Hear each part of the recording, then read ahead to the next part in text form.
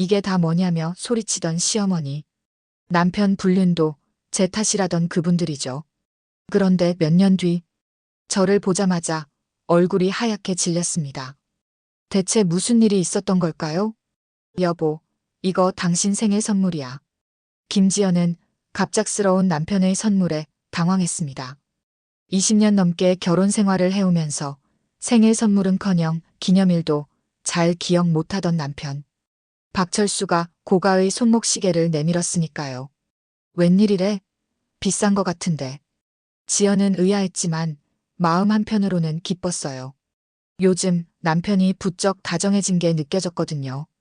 퇴근 후 꼬박꼬박 집에 들어오고 주말엔 함께 드라이브도 가자며 적극적이었습니다. 그냥 내가 미안해서. 당신 고생 많잖아. 철수는 눈을 마주치지 않은 채 말했어요. 택배기사로 일하는 남편은 새벽부터 밤늦게까지 배송을 다녔습니다. 집안일은 거의 지연이 도맡아 했죠. 생활비도 빠듯했지만 지연은 주부로서 집에 있는 시간을 활용해 중고거래로 소소한 용돈벌이를 했어요. 이것 봐, 중고 사이트에서 구한 빈티지 그릇이야. 5만 원에 사서 12만 원에 팔았지 뭐야. 지연은 남편에게 자랑했지만 철수의 반응은 시큰둥했어요. 그런 잡동사니 모으는 거 그만하지. 우리 집 창고처럼 변해가잖아. 남편은 늘 그랬습니다. 지연의 중고 거래를 쓰레기 모으기라며 무시했죠. 하지만 그녀에게는 나름의 안목이 있었어요.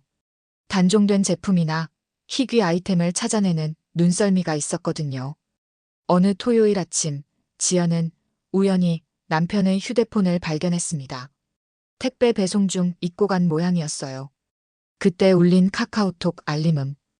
호기심에 화면을 들여다본 순간 지연의 얼굴이 굳어졌죠. 오빠, 오늘 만나기로 했잖아요. 어디세요? 보낸 사람은 미진이었습니다. 프로필 사진 속 여자는 분명 30대 초반으로 보였어요. 지연의 가슴이 쿵 내려앉았습니다. 더 둘러보니 대화 내용은 더 충격적이었죠. 어제 보내준 시계 고마워요. 딱 제가 원하던 거였어요. 지연의 손이 떨렸어요. 그 시계. 남편이 자신에게 준 것과 똑같은 모델이었습니다. 그날 밤 지연은 늦게 들어온 남편을 기다리고 있었어요. 철수 씨, 휴대폰 놓고 갔더라고요. 지연의 목소리는 이상할 정도로 담담했습니다. 철수는 순간 얼굴이 하얘졌어요. 아, 그래. 고마워. 미진이라는 사람이 연락 많이 했던데. 친구예요? 철수는 말을 더듬었습니다. 그냥 배송지 고객인데. 거짓말이었어요. 지연은 이미 모든 대화를 봤습니다. 자신과 똑같은 시계를 받은 여자. 남편의 외도는 명백했어요. 다음 날 철수의 어머니 윤정숙이 갑자기 찾아왔습니다. 지연은 시어머니에게 남편의 외도 사실을 말하려 했어요. 하지만 정숙의 첫마디가 그녀를 얼어붙게 했습니다. 아이고, 다 됐네. 내가 우리 아들 이렇게 고생시킬 줄 알았으면 진작 너희 이혼시켰어. 지연은 혼란스러웠어요. 무슨 말씀이세요, 어머님? 뭘 무슨 말이래? 내가 집에서 쓰레기나 모으면서 우리 아들 등골 빼먹은 거 모를 줄 알았어? 철수가 다른 여자 만난 것도 다 너 때문이야. 지연은 충격에 말을 잇지 못했습니다. 남편의 외도를 시어머니가 알고 있었다니. 그리고 그 책임을 자신에게 돌리다니요. 어머님, 제가 뭘 잘못했는데요? 저는 집안일 하면서 조금이라도 보탬이 되려고. 보탬? 웃기지 마. 내가 물건 사들이느라 우리 아들. 돈 얼마나 썼는지 알아? 쓰레기 같은 것들 모아놓고 장사한다고? 시어머니의 모욕적인 말에 지연의 가슴이 찢어졌어요. 20년 결혼 생활, 아들 하나 키우며 묵묵히 살아온 세월이 한순간에 무너지는 기분이었습니다. 이혼하자. 철수는 퇴근 후 거실에 앉아 단호하게 말했습니다. 지연은 그 한마디에 온몸의 힘이 빠졌어요. 갑자기 무슨 소리야? 우리 20년을. 미안해. 난 더 이상 못 참겠어. 우린 맞지 않아. 지연의 눈에서 눈물이 흘렀습니다. 그 여자 때문이지? 철수는 눈을 피했어요. 그런 것도 있고.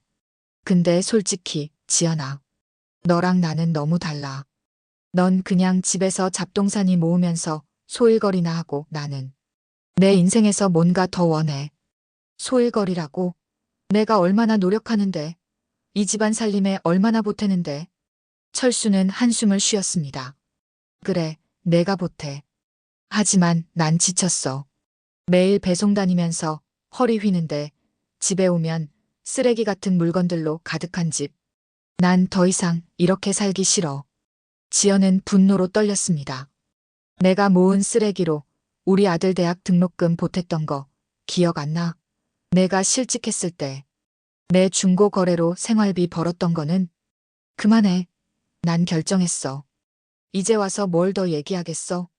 그때 현관문이 열렸고 아들 박준호가 들어왔어요.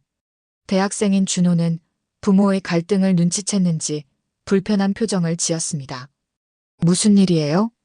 지연은 눈물을 훔쳤습니다. 아니야, 준호야. 그냥 어른들 얘기하는 거야. 철수는 아들을 피해 방으로 들어갔고 지연은 그날 밤 거실 소파에서 뜬 눈으로 밤을 지새웠어요. 20년 결혼 생활이 이렇게 끝난다는 게 믿기지 않았습니다. 일주일 후 지연은 더 큰 충격을 맞았어요. 시어머니가 이혼 소장을 들고 찾아온 겁니다. 이거 빨리 사인해. 우리 아들 인생 더 이상 망치지 마. 지연은 믿을 수 없다는 듯 소장을 받아들었어요. 어머님, 이게 무슨... 뭐가? 철수 녀석이 직접 못한다고 해서 내가 대신 온 거야. 얼른 도장 찍어. 지연의 손이 떨렸습니다. 그럼 준호는요? 우리 아들은? 준호? 걔는 이미 다 컸잖아. 대학생이 뭐가 문제야? 철수가 학비는 대준대. 시어머니의 냉정한 태도에 지연의 가슴이 쓰라렸어요. 며느리를 위한 배려는 단 1%도 없었습니다. 어머님, 저희가 대화로 풀 방법이. 대화? 웃기지 마. 내 아들은 이미 다른 여자랑 행복해. 미진이는 젊고 예쁘고 회사에서 일하는 능력 있는 여자야. 너처럼 집에서 쓰레기나 모으는 여자랑은 달라. 그 말에 지연의 자존심이 무너졌어요. 하지만 그보다 더 충격적인 말이 이어졌습니다. 아, 그리고 집은 우리 식구 명의니까 나가야 할 거야. 한 달 줄게. 지연은 멍해졌습니다. 집을 비우라고요? 당연하지. 우리 철수가 열심히 번 돈으로 산 집인데. 내가 뭐 냈다고 여기 살겠다는 거야? 사실 그 집은 지연과 철수가 함께 대출받아 산 곳이었어요. 하지만 명의는 시어머니의 강요로 철수와 정숙 공동명의로 해두었습니다. 당시엔 가족이니까 괜찮아라고 생각했던 것이 이렇게 돌아올 줄은 몰랐어요. 저녁에 철수가 돌아왔습니다. 지연은 마지막 희망을 걸고 남편에게 물었어요. 정말 날 내쫓을 거야? 내가 이 집에 얼마나 많은 것을 쏟아부었는데. 철수는 냉정하게 대답했습니다. 미안해. 난 미진이랑 새 출발할 거야. 너는 다른 곳에서 살아야 해. 20년을. 우리가 함께한 20년을 이렇게 끝내려고? 끝난 거야, 지연아. 너랑 나는 이미 오래전에 끝났어. 준호가 부모의 대화를 듣고 방에서 나왔어요. 아빠, 어떻게 이러실 수 있어요? 엄마를 어디로 보내려고요? 철수는 아들을 무시한 채 방으로 들어가 버렸습니다. 지연은 무너지는 심정으로 아들을 바라봤어요. 준호야, 괜찮아. 엄마가 다 해결할게. 하지만 그녀의 마음속엔 아무런 해결책이 없었습니다. 이혼, 집에서 쫓겨남, 앞날에 대한 불안. 모든 것이 그녀를 무겁게 짓눌렀어요. 다음 날 아침, 지연은 자신의 삶을 돌아봤습니다. 20년 동안 가족을 위해 헌신했던 시간, 남편 뒷바라지와 아들 양육, 그리고 생계를 위해 시작했던 중고거래까지. 그 모든 것이 이렇게 허무하게 끝난다는 게 믿기지 않았어요. 아니야. 여기서 끝낼 수는 없어. 지연은 떨리는 손으로 휴대폰을 집어들었습니다. 이제 그녀는 스스로 설 준비를 해야 했어요. 비록 모든 것을 잃은 것 같은 절망 속에서도 작은 희망의 불씨를 찾아야 했습니다. 지연은 월세 보증금 500만 원짜리 원룸 앞에 서 있었습니다. 이혼 후 2달, 그녀의 세보금자리였어요. 텅 빈 공간에 택배 상자 몇 개가 쌓여 있었죠. 엄마, 내가 도와줄게. 준호가 상자를 들고 들어왔습니다. 대학생 아들은 기숙사 생활 중이었지만 주말마다 엄마를 찾아왔어요. 고마워, 준호야. 엄마 때문에 너까지 고생시키네. 지연은 마른 미소를 지었습니다. 이혼 합의금은 고작 3천만 원. 20년 결혼 생활의 대가치곤 너무 적었지만 철수와 시어머니의 압박에 어쩔 수 없었어요. 그나마 그 돈으로 몇 개월은 버틸 수 있었죠. 엄마 아빠가 양육비도 안 주고 이러는 거 너무해요. 괜찮아. 엄마가 살 길 찾을 거야. 지연은 아들을 안심시켰지만 막막했습니다. 50대 주부, 경력 단절에 특별한 기술도 없었어요. 유일한 재능이라면 중고거래였죠. 그날 밤 지연은 작은 방에 가져온 물건들을 정리했습니다. 옷가지와 생필품 외에도 그동안 모아둔 중고 물품들이 있었어요. 빈티지 식기, 한정판 장난감, 절판된 책들. 남편은 쓰레기라 불렀지만 지연에겐 보물이었죠. 이걸로 다시 시작해볼까? 그녀는 당근마켓과 중고나라 앱을 열었습니다. 예전엔 취미로 했던 거래였지만 이젠 생존의 문제였어요. 첫 거래는 80년대 빈티지 도자기 세트. 3만 원에 구입해 12만 원에 판매했습니다. 작은 성공에 지연의 눈이 반짝였어요. 이어서 절판된 동화책 시리즈 5만 원에 사서 15만 원에 팔았습니다. 이게 되네? 한 달 후 지연의 원룸은 작은 창고로 변했습니다. 골동품, 한정판 피규어, 명품 빈티지까지. 그녀는 인터넷을 뒤져 시세와 희귀성을 연구했어요. 눈썰미가 생기기 시작했죠. 와, 이 도자기 우리 엄마 때 쓰던 거랑 똑같아요. 구매자의 환호성에 지연은 뿌듯했습니다. 그녀는 점점 물건의 이야기를 파는 법을 배웠어요. 단순한 중고품이 아닌 추억과 가치를 판매하는 거죠. 이건 70년대 한정 생산된 시리즈인데 지금은 구할 수 없어요. 아이들 교육용으로도 좋답니다. 판매 후기가 쌓이고 단골 고객도 생겼습니다. 지연은 특히 희귀 빈티지 물품에 특화되었어요. 남들이 버리는 것에서 가치를 발견하는 눈이 있었거든요. 어머, 이거 정말 그 시절 제가 갖고 싶었던 인형이에요. 중년 여성 고객들의 반응은 특히 뜨거웠습니다.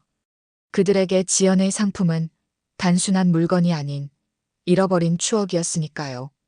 어느 날 지연은 재개발 예정지를 돌아다니다 버려진 가구들 사이에서 보물을 발견했습니다. 50년대 앤티크 서랍장, 전문가의 손길만 거치면 수백만 원을 호가할 물건이었죠. 이런 걸 버리다니. 그녀는 동네 목공소 아저씨의 도움을 받아 서랍장을 복원했습니다. 인터넷 경매에 올렸더니 결과는 놀라웠어요. 최종 낙찰가 180만 원. 첫 대박이었습니다. 지연은 눈물을 흘렸어요. 남편과 시어머니가 쓰레기 수집이라 비웃던 그 일이 지금 그녀의 생계를 이어주고 있었으니까요. 엄마, 대단해요. 앞으로 이걸로 사업 키워야겠어요. 주말에 방문한 준호는 엄마의 성공에 기뻐했습니다. 지연은 아들에게 미소 지었어요. 응, 이제 시작이야. 엄마가 잘할 수 있는 건 바로 이거였나 봐. 그녀는 노트북을 펴고 버려진 물건의 재발견이라는 블로그도 시작했습니다. 물건을 찾는 과정, 복원하는 방법, 역사적 가치까지 꼼꼼히 기록했어요. 와, 김 여사님, 글 정말 잘 쓰시네요. 저도 리셀링 시작해볼까요? 블로그 댓글이 늘어갔고 조회수도 올랐습니다. 지연은 이제 리셀러라는 정체성을 갖게 됐어요. 비록 작은 원룸에서의 시작이었지만 그녀의 눈빛에는 희망이 싹트고 있었습니다. 어머니, 제가 왜 가야 하는데요? 지연은 전화기를 붙잡고 물었습니다. 시어머니 정숙의 갑작스러운 방문 요청에 당황했어요. 내가 너 좀 볼 일 있어. 이혼한 사이라도 아들 엄마니까 오는 게 예의 아니야? 반강제로 끌려간 카페에서 지연은 뜻밖의 광경을 마주했습니다. 시어머니와 함께 철수 그리고 낯선 여자가 앉아 있었어요. 이 사람이 미진이야. 우리 철수랑 곧 결혼할 사람. 정숙의 뻔뻔한 소개에 지연의 가슴이 찢어졌습니다. 이혼한 지 겨우 석 달, 남편은 벌써 재혼을 준비 중이었어요. 그래요. 축하합니다. 지연은 간신히 말했습니다. 철수와 미진은 어색하게 웃었고 시어머니만 득의양양한 표정이었어요. 근데 왜 절 부르신 거죠? 정숙은 테이블 위에 서류 봉투를 올려놓았습니다. 이거 철수 앞으로 온 우편물인데 내가 가져간 모양이더라. 그리고 너 요즘 뭐 하고 사는지 궁금해서. 지연은 고개를 들었습니다. 중고거래요. 그 쓰레기 장사 말이에요. 에이, 그걸로 뭘 벌겠어. 우리 철수가 양육비도 못 준다고 하던데 형편이 많이 어렵지? 시어머니의 말에 지연은 불쾌했습니다. 마치 자신의 실패를 확인하러 온 것 같았거든요. 전 잘 지내요. 걱정 마세요. 잘 지내다니. 원룸에서 쓰레기 파는 게 잘 지내는 거야? 아이고, 불쌍해라. 정숙의 조롱에 지연의 자존심이 상했지만 참았습니다. 하지만 다음 말에 분노가 치밀었어요. 그나저나 철수가 널 위해 마련해준 이혼 합의금 아직 남아있어? 다 써버린 건 아니지? 지연은 꼿꼿이 일어섰습니다. 어머니, 그 돈은 철수 씨가 마련한 게 아니라 제 20년 결혼 생활의 대가예요. 뭐, 너 혼자 벌었어? 우리 아들 돈으로 산 집이잖아. 그 집, 제가 반은 냈어요. 제 중고거래로 번 돈으로요. 시어머니는 비웃었습니다. 중고거래? 그 잡동사니 팔아서? 웃기지 마. 넌 그저 우리 아들 돈이나 쓴 거지. 지연의 손이 떨렸지만 차분히 말했습니다. 어머니, 제 통장 내역을 보여드릴까요? 제가 얼마나 집에 보탰는지. 됐어. 내가 몇 푼 벌었다고 우쭐대는 거야? 내 아들이 얼마나 고생했는데. 철수는 불편한 표정으로 자리에서 일어났습니다. 그만해요, 어머니. 우린 이제 남이니까. 남은 무슨. 이 여자가 내 돈 다 빼먹고 이제 와서. 지연은 더 이상 듣고 싶지 않았습니다. 실례하겠습니다. 카페를 나오는 길 철수가 뒤따라왔어요. 지연아. 미안해. 어머니가 좀 그러시네. 지연은 차갑게 응답했습니다. 괜찮아요. 당신 새 삶에 행복하길 바랄게요. 철수는 머뭇거리다 물었어요. 근데 정말 그 중고거래로 돈 버는 거야? 네, 의외죠? 당신이 쓰레기라고 불렀던 것들이 지금 제 생계를 책임지고 있어요. 철수는 어색하게 웃었습니다. 그래, 잘 됐네. 그럼 나중에 봐. 다시는 안 봤으면 좋겠어요. 집으로 돌아온 지연은 분노로 떨렸습니다.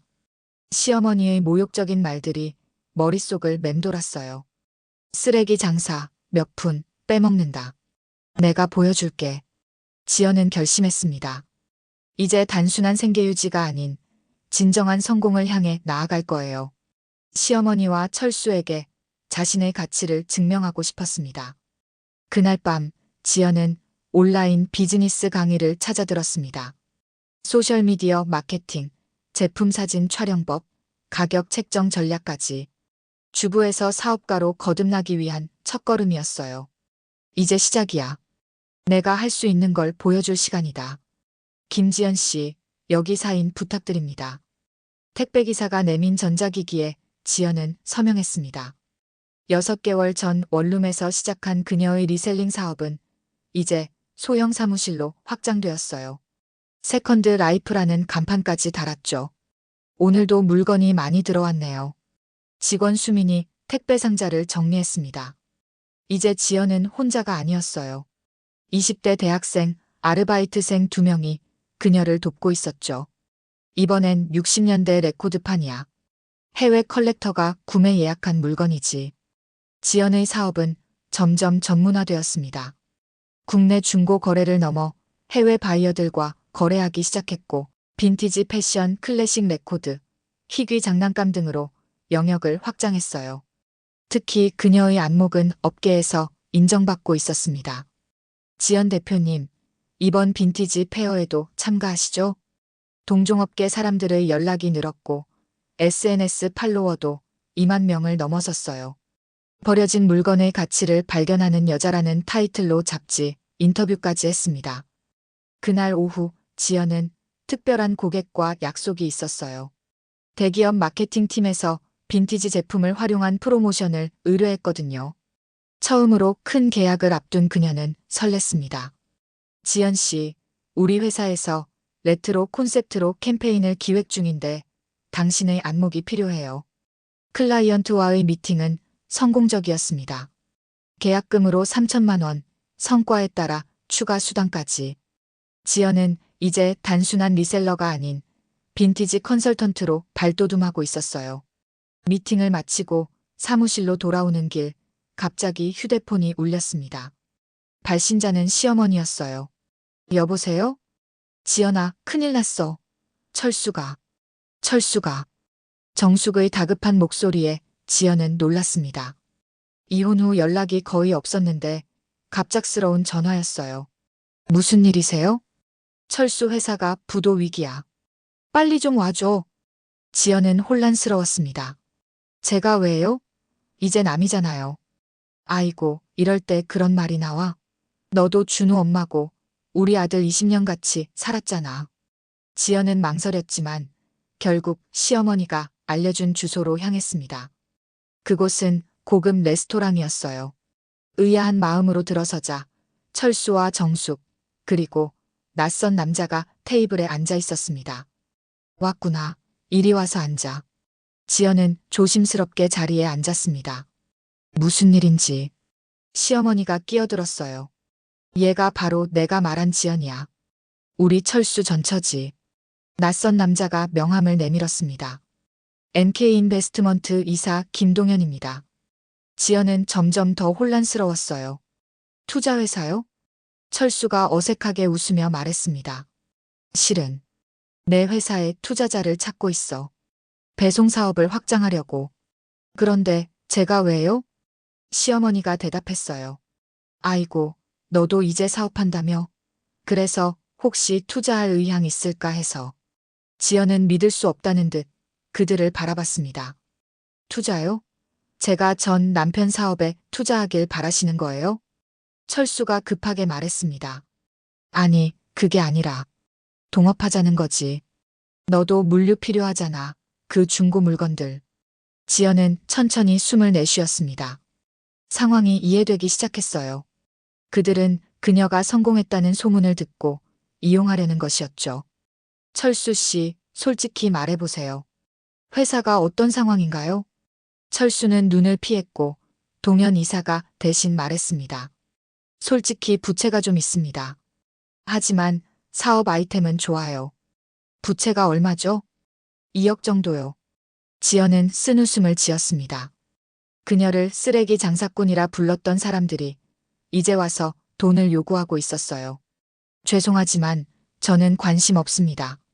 시어머니가 버럭 화를 냈어요. 뭐, 이 은혜도 모르는 년아. 우리 아들이 너 키워줬는데 이럴 수 있어? 지연은 침착하게 가방에서 태블릿을 꺼냈습니다. 어머니, 이거 보실래요? 화면에는 철수와 미진의 중고거래 내역이 떠 있었어요. 시계뿐만 아니라 명품 가방, 보석까지. 모두 지연과 똑같은 제품들이었습니다. 이게 뭐야? 철수 씨가 외도할 때 제게 준 것과 똑같은 선물을 미진 씨에게도 주더라고요. 그런데 재밌는 건 지연은 화면을 넘겼습니다. 이번엔 시어머니 명의의 대출 서류였어요. 어머니가 철수 씨 명의로 빚을 내신 흔적도 있네요. 아마 세금 체납도 있을 것 같은데. 시어머니와 철수의 얼굴이 하얗게 변했습니다. 지연은 차분하게 말을 이었어요. 대표님, 이런 회사에 투자하실 건가요? 동현 이사는 당황한 표정으로 자리에서 일어났습니다. 죄송합니다만 저는 이만 실례하겠습니다. 철수가 다급하게 그를 붙잡으려 했지만 이미 늦었어요. 투자자는 서둘러 레스토랑을 빠져나갔습니다. 시어머니가 분노에 찬 목소리로 소리쳤어요. 이 독한 년, 내가 우리를 무너뜨릴 줄은 몰랐지. 지연은 담담하게 대답했습니다. 아니요, 어머님. 제가 무너뜨린 게 아니라 스스로 무너진 거예요. 철수가 분노에 차 물었습니다. 어떻게 이런 정보를 가지고 있는 거야? 당신이 버린 쓰레기 속에서 찾았어요. 당신이 버린 서류 상자들, 기억나요? 그 안에 이 모든 증거가 있었죠. 지연은 일어나며 마지막 한마디를 남겼습니다. 당신들이 버린 그 반찬가게 여자가 당신네 회사를 살릴 수도 무너뜨릴 수도 있어요. 하지만 전 이제 제 길을 가겠습니다. 지연 씨, 이 골동품 진품이 맞나요? 지연은 고객이 가져온 도자기를 살펴봤습니다. 그녀의 세컨드 라이프 매장은 이제 명실상부 빈티지 전문점으로 자리 잡았어요. 감정과 컨설팅까지 해주는 곳으로 알려졌죠. 네, 조선 후기 백자예요. 상태도 훌륭하고 가치가 꽤 있을 겁니다. 고객이 기뻐하며 물었습니다. 얼마 정도 할까요? 전문 경매에 올리면 1,000만 원은 넘을 거예요. 제가 도와드릴까요? 이처럼 지연의 사업은 단순 리셀링을 넘어 골동품 감정, 경매 대행, 빈티지, 컬렉션 컨설팅까지 확장됐습니다. 월 매출은 3천만 원을 넘겼고 직원도 5명으로 늘었어요. 그날 저녁 아들 준호가 사무실을 찾아왔습니다. 엄마, 뉴스 봤어? 지연은 고개를 저었어요. 아니, 오늘 손님이 많아서 정신없었어. 무슨 일이야? 준호는 스마트폰을 내밀었습니다. 화면에는 충격적인 기사가 떠 있었어요. 부도위기 배송업체 대표, 횡령 혐의로 구속 수사. 이게 아빠. 지연은 화면을 자세히 봤습니다. 철수의 회사가 결국 파산했고 그는 회사 자금 횡령 혐의로 구속된 상태였어요. 엄마, 난 어떻게 해야 할지 모르겠어. 지연은 아들을 안아주었습니다. 준호야, 이건 내 잘못이 아니야. 아빠가 선택한 길이고 결과를 받아들이는 거야. 할머니가 전화해서 엄마 때문이라고 하시는데 지연은 쓴웃음을 지었어요. 날 탓하는 건 할머니 자유야. 하지만 진실은 변하지 않아. 그들이 스스로 만든 결과란다. 다음 날 정숙이 지연의 매장을 찾아왔습니다. 눈이 퉁퉁 부어 있었어요. 우리 아들 좀 살려줘. 내가 가진 증거만 없애면. 지연은 차분히 대답했습니다. 어머님, 제가 고발한 게 아니에요. 세무서에서 자체 조사한 거예요. 거짓말 마. 분명 내가 신고했지. 아니에요. 전 그런 적 없어요. 하지만 그들이 조사하면 다 드러날 일이었죠. 정숙은 울먹이며 애원했습니다. 제발. 집이라도 지켜야 하는데 다 경매 넘어간대. 내가 좀 도와줘. 지연은 잠시 생각에 잠겼어요. 그녀를 무시하고 내쫓았던 사람들이었지만 복수심은 이미 사라진 상태였습니다. 저한테 원하시는 게 뭔가요? 돈 좀 보증금이라도 빌려주면. 지연은 서랍에서 명함을 꺼냈습니다. 이분을 찾아가세요. 법률 상담사예요. 개인회생 절차를 도와줄 거예요. 정숙은 실망한 표정으로 명함을 받았습니다. 그냥 돈 안 빌려준다고 말해. 어머님, 철수 씨는 곧 출소할 거예요. 그때 새 출발을 하셔야죠. 제가 줄 수 있는 건 조언뿐이에요. 정숙은 분노에 차서 명함을 구겼습니다. 넌 정말 독한 년이야. 우리가 망하는 걸 보고 싶은 거지? 지연은 담담히 대답했어요. 아니요. 저도 한때 무너졌어요. 하지만 스스로 일어섰죠. 어머님도 그러실 수 있을 거예요. 정숙은 더 이상 할 말이 없었는지 돌아섰습니다. 문 앞에서 그녀는 마지막으로 말했어요. 넌 우리 가족을 망쳤어. 지연은 조용히 대답했습니다. 어머님, 저는 복수하려던 게 아니었어요. 저도 제 인생을 살아야죠. 정숙이 떠난 후 지연은 창가에 서서 바깥을 바라봤습니다. 그녀의 마음엔 이상하게도 분노나 승리감이 아닌 평온함이 깃들었어요. 이제 과거의 상처는 흉터로 변해 그녀를 더 강하게 만들었습니다. 그날 밤 지연은 준호에게 전화를 걸었어요. 준호야, 아빠가 출소하시면 만나봐. 그래도 내 아빠니까. 엄마, 괜찮아. 이제 우리 모두 앞으로 나아가야 할 때야. 전화를 끊고 지연은 창문을 열어 깊게 숨을 들이마셨습니다. 바깥 공기가 차갑고 신선했어요. 마치 그녀의 새로운 삶처럼. 이제 정말 끝이구나. 그녀는 서랍에서 오래된 결혼 사진을 꺼내 마지막으로 바라봤습니다. 그리고 조용히 서랍 깊숙이 넣었어요. 이제 그녀의 삶에서 진정한 세컨드 라이프가 시작되고 있었습니다. 서울시 강남구 가로수길에 오픈하는 세컨드 라이프 플래그십 스토어를 소개합니다. 카메라 플래시가 터지는 가운데 지연은 테이프를 자르며 미소 지었습니다. 이혼 후 3년 그녀의 작은 리셀링 사업은 빈티지 전문 브랜드로 성장했어요. 지연 대표님, 성공 비결이 뭐라고 생각하세요? 기자의 질문에 지연은 진심을 담아 대답했습니다. 버려진 것들의 가치를 발견하는 거예요. 사람들이 쓰레기라고 부르는 것들 속에서 보물을 찾아내는 일이죠. 매장 안은 세련되게 꾸며진 쇼룸이었습니다. 빈티지 가구, 레트로 가전제품, 희귀 수집품들이 예술적으로 전시되어 있었어요. 단순한 중고품이 아닌 하나의 문화로 재탄생한 것들이었죠. 이제는 해외에서도 오더가 들어온다면서요? 지연은 고개를 끄덕였습니다. 네, 일본과 미국에서 특히 관심이 많아요.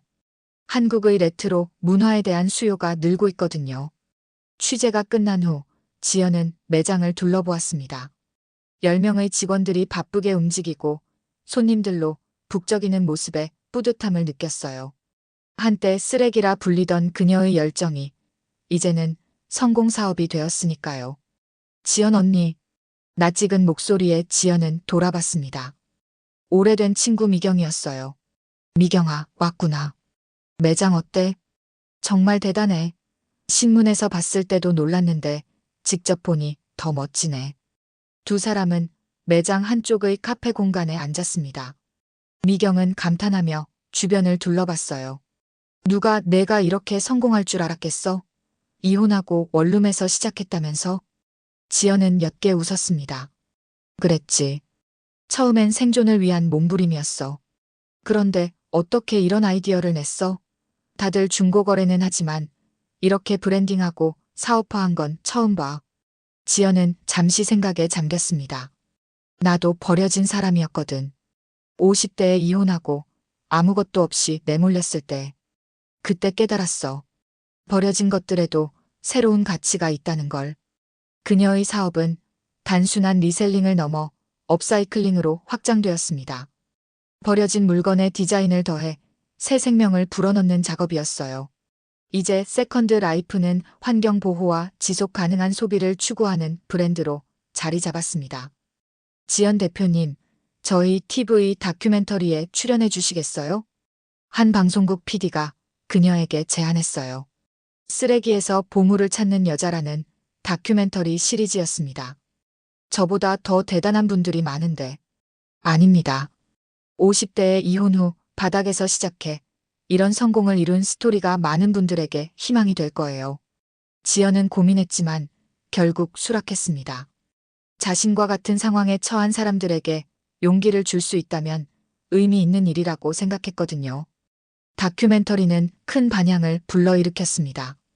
특히 중년 여성들 사이에서 지연 신드롬이 일어났어요. 그녀처럼 중고거래와 리셀링을 시작하는 사람들이 늘어났죠. 엄마, 방송 봤어요. 정말 자랑스러웠어. 준호가 사무실을 찾아와 말했습니다. 이제 대학원생이 된 아들은 어머니의 든든한 지원자였어요. 고마워, 준호야. 내가 있어서 여기까지 올 수 있었어. 아니에요. 엄마가 정말 대단한 거죠. 그런데 아빠가 연락했어요. 지연은 잠시 굳었습니다. 철수 씨가 뭐라고? 출소하셨대요. 그리고 방송 보고 엄마 연락처 좀 알려달라고. 지연은 창밖을 바라봤습니다. 철수와는 이미 오래전 일이었어요. 분노도 미움도 이제 남아있지 않았죠. 알려줬어? 네. 괜찮을까요? 지연은 미소 지었습니다. 괜찮아. 이제 우린 다 어른이니까. 그날 밤 예상대로 철수에게서 전화가 왔습니다. 지연은 담담하게 전화를 받았어요. 여보세요? 지연아. 오랜만이다. 철수의 목소리는 예전보다 훨씬 늙어 있었습니다. 교도소 생활의 흔적이었을까요? 방송 봤어. 정말 대단하더라. 고마워. 잘 지냈어? 어색한 침묵이 흘렀습니다. 마침내 철수가 말을 이었어요. 미안해. 그때 너한테 못되게 굴어서. 지연은 깊게 숨을 들이마셨습니다. 괜찮아. 이제 다 지난 일이야. 정말 잘 됐더라. 내가 그렇게 성공할 줄은. 놀랐어. 지연은 쓴웃음을 지었어요. 나도 놀랐어. 그때 내가 쓰레기라고 불렀던 그 일이 지금의 나를 만들었으니까. 전화를 끊은 후 지연은 테라스로 나갔습니다. 서울의 밤 풍경이 눈 아래 펼쳐졌어요. 그녀의 삶은 이제 완전히 새로워졌습니다.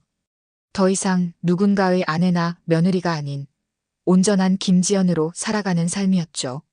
버려진 물건도 다시 빛나는 법이지. 지연은 자신의 모토를 조용히 중얼거렸습니다. 그것은 단순한 사업 철학이 아니라 그녀 자신의 인생 이야기였으니까요. 지연 씨, 정말 이 프로젝트에 투자하실 건가요? 젊은 여성 창업자가 긴장된 표정으로 물었습니다. 지연은 미소 지으며 고개를 끄덕였어요. 네, 좋은 아이디어예요. 특히 이혼한 중년 여성들을 위한 재취업 지원 플랫폼이라니 의미 있는 사업이죠. 이제 지연은 단순한 사업가를 넘어 엔젤 투자자로도 활동하고 있었습니다. 특히 그녀가 관심을 갖는 분야는 사회적 약자, 특히 경력 단절 여성들을 위한 비즈니스였어요. 혹시 개인적인 경험 때문인가요? 지연은 부드럽게 웃었습니다. 그렇죠. 저도 50대에 모든 걸 잃고 다시 시작했으니까요. 그런 경험이 있는 사람들이 서로 도와야 한다고 생각해요. 회의를 마치고 사무실로 돌아오는 길, 운전기사가 조심스럽게 말을 건넸습니다. 사장님, 강남역에서 손님이 기다리고 계신데요. 손님? 약속 있었나? 아, 어르신인데 꼭 뵙고 싶다고. 지연은 의아했지만 승낙했습니다. 강남역에 도착하자 놀랍게도 시어머니 정숙이 서 있었어요. 3년 만의 재회였습니다. 어머니, 정숙은 많이 초췌해진 모습이었습니다.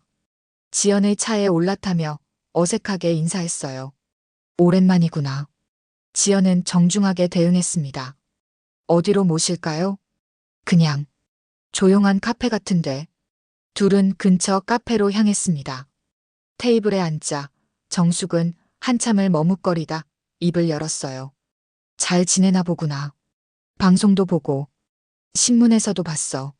지연은 간단히 대답했습니다. 네, 덕분에요. 우리 아들 철수 만났니? 전화로 잠깐 이야기했어요. 정숙은 깊은 한숨을 내쉬었습니다.